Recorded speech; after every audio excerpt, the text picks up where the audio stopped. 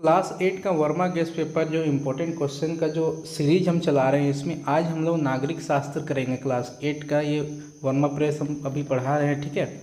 इससे पहले बहुत सारी वीडियो डाल दिया गया है क्लास 8 प्लेलिस्ट में, आप जाके देख लीजिएगा, वहाँ से सारा वीडियो आपको जैसे डाले हैं उस तरीके से आपको मिल जाएगा, ठीक है। तो आज हम लोग करेंगे नागरिक शास्त्र का जो पहला चैप्टर है, यानी कि संविधान। तो इसमें जो भी इम्पोर्टेंट क्वेश्चन बन पाएगा, ठीक है, उसको हम लोग आज इस वीडियो में हम लोग देखेंगे और इसको आपको याद करके रखने का प्रयास करना है, ठीक है, ताकि आपका एग्जामिनेशन में अगर आए इस तरह क्वेश्चन तो आप इसको आसानी से सॉल्व कर पाएँ। तो पहला इसी क्रम में हम लोग देखेंगे। पहला क्वेश्चन हम लोग पास में कि शिक्षा किस सूची का विषय है, आपको बताना है। शिक्षा जो है किस सूची में रखा गया है, केंद्रीय, संघीय, राज्य और समवर्तीय। तो समवर्तीय मतलब होता है दोनों, है ना, तो हम लोग बोल सकते हैं समवर्तीय में रख दिया गया है, क्योंकि शिक्षा जो है ना केंद्र सरकार के अंदर में भी आता है और राज्य सरकार के अंदर में, दोनों के अंदर में शिक्षा विभाग आता है, ठीक है। अब आगे हम लोग बढ़ते हैं क्वेश्चन नंबर 2 में। स्वतंत्र भारत का संविधान कब लागू किया गया था, ठीक है, लागू हुआ था वो बताना है आपको, ठीक है। तो 26 जनवरी 1950 ईस्वी को ये लागू हुआ था।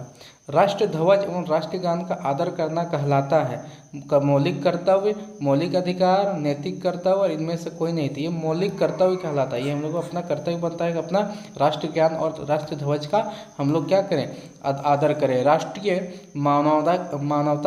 मानवाधिकार आयोग का गठन कब किया गया था? राष्ट्रीय मानवाधिकार का गठन किया गया था 1993 में, 1993 को किया गया था, ठीक है। विश्व का सबसे बड़ा और लिखित संविधान किस देश का है? ये है इंडिया का, भारत का है, ठीक है, भारत का ये संविधान है, ठीक है, ये भारत का संविधान है। नेक्स्ट क्वेश्चन है हम लोग पास में, हमारे संविधान की मुख्य विशेषताएं बताना है कि हमारे संविधान का मुख्य विशेषता क्या है। राष्ट्रीयवाद है, पथनिरपेक्ष है, साम्यवादी है, समाजवाद है, पंथ निरपेक्ष है, लोकतंत्रात्मक है, गणराज्य है। तो ऑप्शन नंबर बी ही सही होगा, ठीक है। तो बढ़ेंगे नेक्स्ट ऑप्शन में। अगला क्वेश्चन है, भारतीय संविधान के प्रारूप समिति के अध्यक्ष कौन थे? तो ये भारतीय संविधान के जो प्रारूप समिति के अध्यक्ष जो थे वो डॉक्टर B.R. अम्बेडकर थे, ठीक है, जिनको ये समिति का अध्यक्ष बनाया गया था। संविधान के निर्माण में कितना समय लगा था? तो संविधान के निर्माण में 2 साल 11 महीने और 18 दिन का समय लगा था, ठीक है।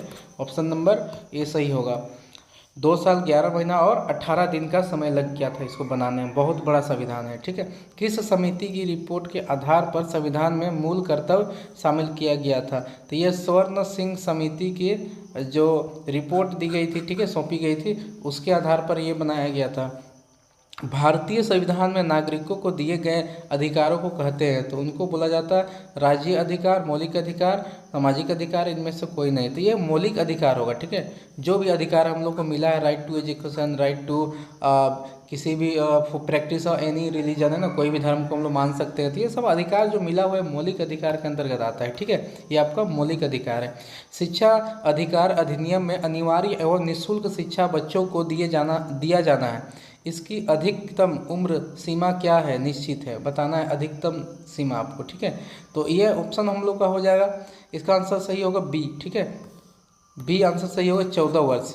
यानी कि शिक्षा अधिकार अधिनियम के अंतर्गत जो अनिवार्य निःशुल्क शिक्षा है वो 14 वर्ष तक, यानी कि आप मैट्रिक तक की शिक्षा निःशुल्क ले सकते हैं किसी भी गवर्नमेंट स्कूल से, ठीक है। उसके बाद आपको अगर पढ़ाई करनी है तो उससे पैसे खर्च होते हैं। अगर बिना पैसे का आपको पढ़ना है तो गवर्नमेंट स्कूल में आप एडमिशन करवा लेते हैं, तो वहाँ आपको पैसा नहीं लगता है, ठीक है, निःशुल्क आपको शिक्षा मिलता है। तो ये 14 वर्ष की आयु तक आप लोग को पैसा नहीं लगेगा। संपत्ति के अधिकार को मौलिक अधिकार की श्रेणी से कब हटाया गया था? तो ये हटा दिया गया था 1978 ईस्वी में, है ना, क्योंकि संपत्ति का अधिकार ये मौलिक का अधिकार के अंतर्गत नहीं आएगा, इसलिए इसको हटा दिया गया था। हम लोग बढ़ेंगे नेक्स्ट स्लाइड में।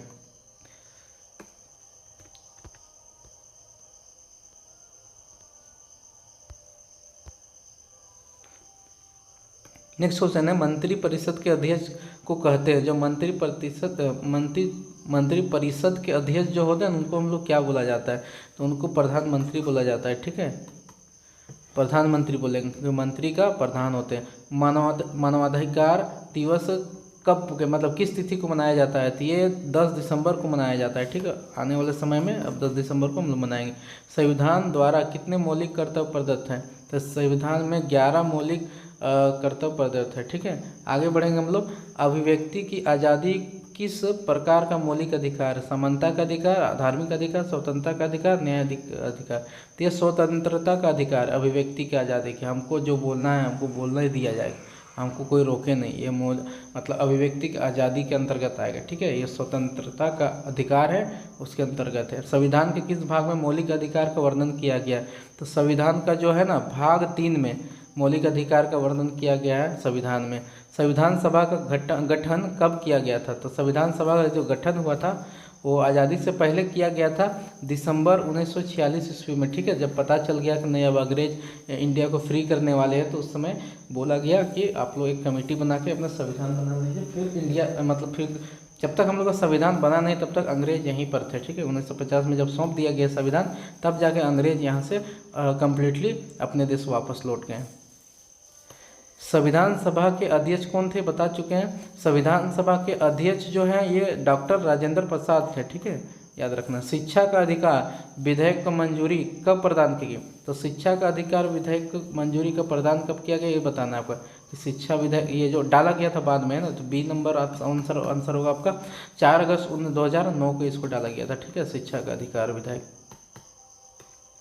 आगे निम्न में किसे मौलिक अधिकार से हटा दिया गया है, तो आपको बताना इसमें से कौन पहले मौलिक अधिकार में था बट अभी हटा दिया गया है। समानता का अधिकार, स्वतंत्रता का अधिकार, शोषण के विरुद्ध अधिकार और संपत्ति का अधिकार। अभी थोड़ा देर पहले पढ़ाए थे, ये इसको हटाया गया था 1978 ईस्वी में हटाया गया था। ठीक है, 1978 में इसी को हटा दिया गया था। आगे है 16वीं लोकसभा के गठन के लिए चुनाव कब हुए थे, तो 16वीं लोकसभा के गठन के लिए चुनाव हुआ था 2014 ईस्वी में। ठीक है, जब नरेंद्र मोदी हम लोग के यशस्वी प्रधानमंत्री बन के सामने आए थे। ठीक है, और देश को बदल के रख दिए हैं अभी। आगे बढ़ेंगे हम लोग। भारत में शिक्षा का अधिकार कानून कब से लागू हो गया है, तो ये हम लोग का 1 अप्रैल 2010 ईस्वी से शिक्षा का अधिकार लागू कर दिया गया था। ठीक है, ये पहले मौलिक अधिकार में शामिल नहीं था, बाद में इसको शामिल किया गया। वर्तमान में मौलिक अधिकार कितने हैं, तो अगर या संविधान द्वारा प्रदत्त मौलिक अधिकार की संख्या कितनी है, तो 6 अभी अधिकार है। मौलिक अधिकार अभी कितना बचे, 6 मौलिक अधिकार हम लोग के पास में है। ठीक है, आज़ादी के बाद भारत ने किस तरह की शासन पद्धति को अपनाया है, तो आज़ादी के बाद हम लोग जो शासन पद्धति अपनाए वो संसदीय शासन पद्धति है ना। संसद से कोई भी नियम कानून अगर हटाना होगा तो भी वहीं से हटेगा, और अगर जोड़ना होगा तो संसद से ही ये होता है।